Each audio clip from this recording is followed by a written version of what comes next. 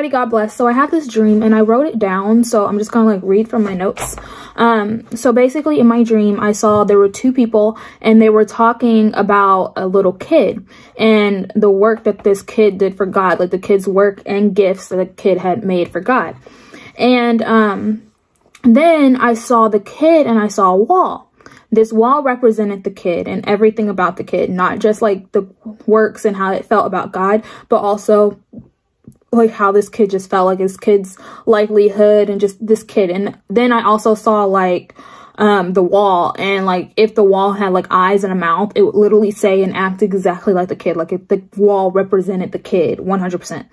And so then I saw the two people and then they were talking at the kid, like they were like the kid was in the middle and then there was the two people and they were talking at the kid, and they were talking at the kid very loving and kind, and like their intentions were good.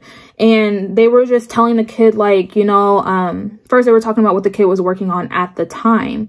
So let's say, for example, if the kid was working on like a painting or a song or maybe making a video for God, and they were talking about like at that moment what the kid was working on.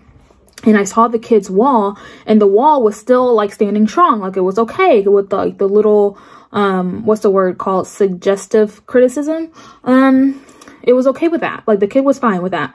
I don't mean to call the kid a it, sorry. So I'm just gonna say the kid was okay with that. But then where am I? So the wall was still strong, but the two people said that the kid needed to redo everything from the beginning. Like this kid, let's say this kid had been making paintings or making videos or making songs for God for years and years, and they were like, oh yeah, let's go all the way back to the very first one, like 2010, the very first one you made, and then redo that one. So as soon as they said that, this kid's wall came tumbling down. Like I'm imagining how Jericho came down. It was just like shattered down. And then so that was the end of my vision. Because I think it was a vision, not a dream. I had it a long time ago, I can't remember. But yeah, so like as I was writing this down, I had a revelation, and like I said, I wrote it down. So I said, so God gives us instructions and you know, jobs and works to do. He gives them to certain people, and he gives them to them for a reason. So who are we to come on the side and just be like, you should have did it this way, you should have did it this way, like stuff like that. And it's like, I get it if you tell them like little tiny things as they're doing it at the moment, but who are we to go and say, hey, the very first one you made, the ones that you made in the past, like go fix those as well.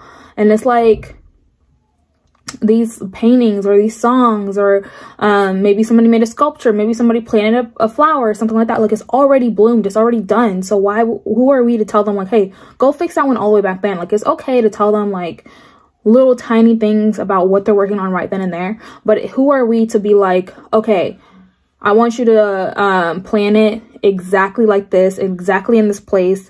I want you to sing this song exactly like this. I want you to paint it exactly like that. Like, no, like that's not okay. Because God gives us certain things for a certain reason. And I've actually had somebody comment underneath one of my videos and said, I thank God that God's giving you these dreams and telling you to post these things because you're speaking to your generation, you know. And like my mom gets her certain dreams, my sister gets her certain dreams. Like I know people who are good at planning, and they're planting flowers, and there's certain people who write songs for God. Like God is giving us certain things because we know how to hit the right certain people. Like God knows what he's doing, okay? And I also wrote down, I said, we also have to be careful with how we speak to our children, because the Bible does say in Colossians chapter 3, verse 21, Father, provoke not your children to anger, lest they be discouraged. Yes, when a child is in error, the Bible does say in Proverbs 13, verse 24, that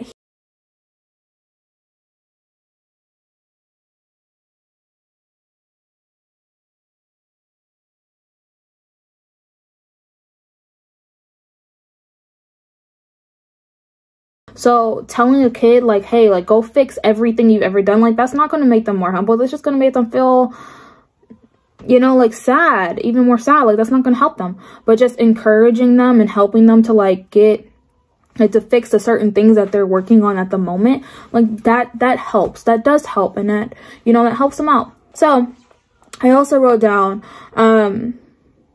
yeah, I said, yeah, the 2 people who were talking to the kid, like they were just doing too much. They told the kid to go back and redo everything. Like that's just doing way too much. And when the child's wall came tumbling down, I knew that the fire in the kid was also put out. All the joy and happiness in this kid was gone, not just for God, but for everything else. It's like this kid was just, what's that word? Depressed. Like it's just instantly the kid was depressed, and it was just awful. So please guys, like we all of us need to be careful with how we talk to our children, how we talk to other children. Like we need to be careful, especially if they're doing things of God. Like I get it if they're doing something that's not of God, like yeah, go get a literal rod. Anyways, but we just gotta be careful, guys.